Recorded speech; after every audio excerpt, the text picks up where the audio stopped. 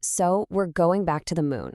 But if you're picturing a dusty black and white replay of the 1960s, well, you're going to want to update that image. This time, it's not just about getting there. It's about staying there.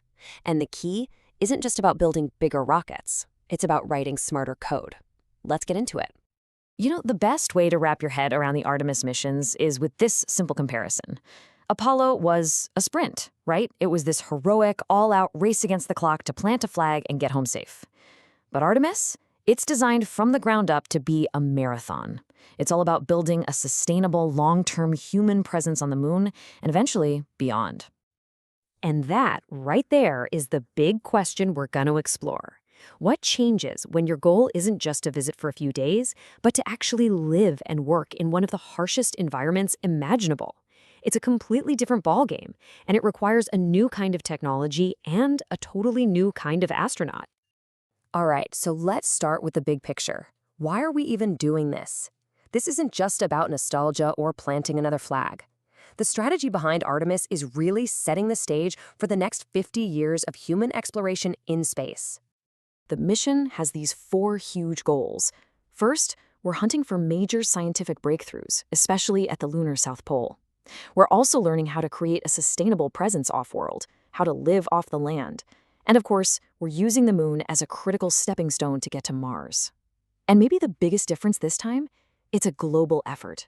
We're talking dozens of international and commercial partners all working on this together. So, how does it all piece together? Well, it all kicks off with the Space Launch System, the SLS. This is the absolute beast of a rocket you need to break free from Earth's gravity. Then you've got the Orion spacecraft, which is basically the crew's ride for the long journey. Once they're in lunar orbit, the human landing systems, built by partners like SpaceX, act as the final taxi down to the surface.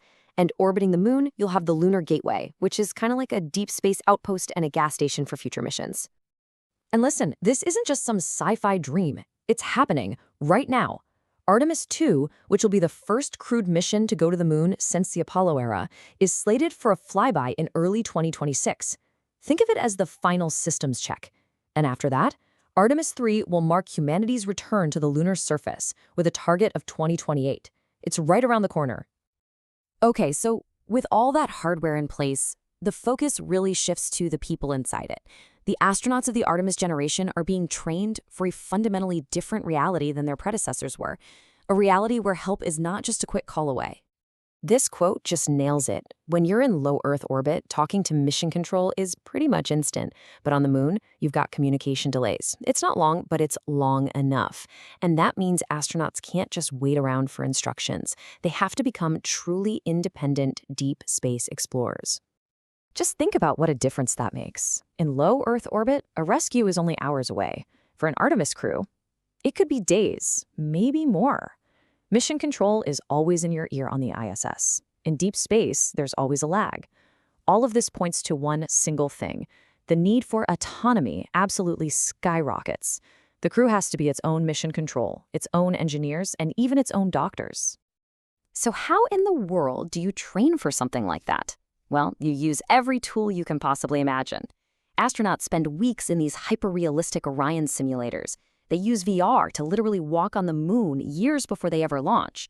They even run missions in volcanic fields right here on Earth because they mimic the lunar surface, forcing them to think and act like real deep space geologists. But here's the thing. Even the best trained human can't do it all alone. And that brings us to the hidden hero of the entire Artemis program, this invisible architecture of software, algorithms, and artificial intelligence that supports every single decision.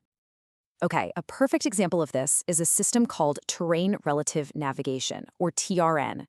Back during Apollo, the commander had to literally look out the window and manually pilot the lander to a safe spot. TRN is a total game changer. It's an automated system that lets the lander see the surface, instantly compare it to a high-res map stored on board, and then steer itself to the safest possible spot with pinpoint accuracy. Honestly, this is the perfect way to think about it. It's a GPS for landing on another world.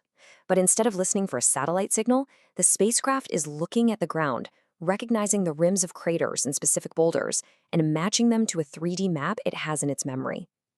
This is what makes landing in those tricky but scientifically fascinating polar regions even possible. And AI's job doesn't just stop at landing, not by a long shot. It's woven into almost everything.